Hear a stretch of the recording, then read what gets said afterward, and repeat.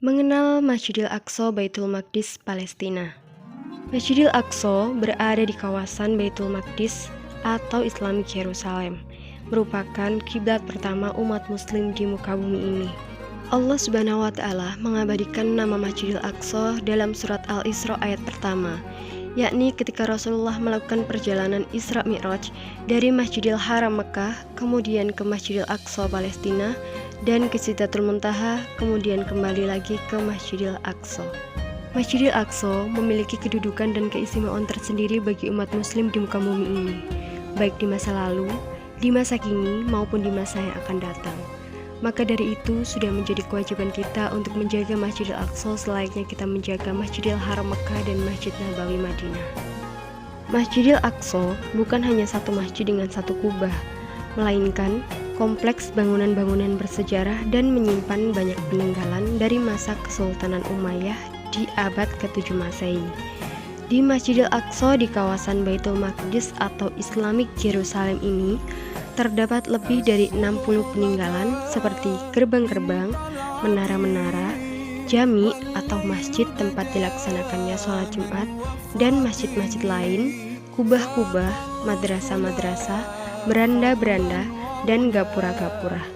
Terdapat pula tembok-tembok yang mengitari kompleks Masjidil Aqsa dengan luas sekitar 144.000 meter persegi. Banyak kubah-kubah megah yang berada di kawasan Masjid Al-Aqsa. Namun yang paling besar dan megah adalah Kubah As-Sakhra atau yang biasa orang sebut Dome of the Rock, yang artinya adalah kubah batu, karena memang berdiri di atas batu raksasa.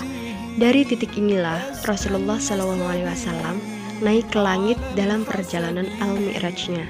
Bangunan yang bentuknya kita kenal seperti sekarang ini dibangun oleh Sultan Abdul Malik bin Marwan pada tahun 685 sampai 705.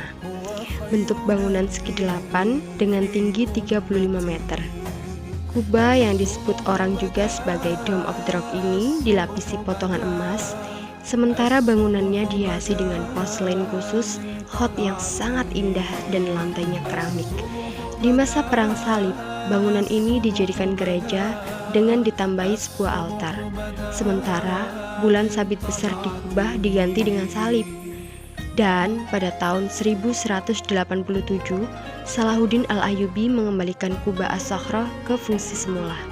Pada tahun 2009, Turki memperbarui hiasan bulan sabit pada Kubah As-Sakhra dengan biaya sekitar 250.000 euro. Selain kubah-kubah megah, ada pula gapura-gapura lengkung indah bersejarah. Gapura Utara misalnya, dibangun pada masa Kesultanan Mamalik di tahun 1321 dengan tinggi 7,5 meter. Kemudian Gapura Barat Laut dibangun pada masa Kesultanan Mamalik di tahun 1376 dan direstorasi pada masa Kesultanan Umayyah dengan tinggi 7 meter. Selain itu, ada Gapura Barat, Gapura Barat Daya, Gapura Selatan, Gapura Tenggara, Gapura Timur, dan Gapura Timur Laut. Semua gapura memiliki sejarah pada masanya masing-masing. Selain kubah-kubah megah, gapura-gapura bersejarah, terdapat juga masjid-masjid teduh yang berada di kawasan kompleks Masjid Al-Aqsa. Dan yang paling terkenal di antara musola atau masjid yang lain adalah Masjid Jami Al-Qibli, yang biasa orang sebut Masjid Al-Aqsa. Masjid Jami Al-Qibli atau Masjid Kiblat atau Masjid Al-Umar ini dibangun oleh Sayyidina Umar bin Khattab dengan batang-batang pohon, sama seperti Masjid An-Nabawi yang dibangun Rasulullah SAW di tahun 636.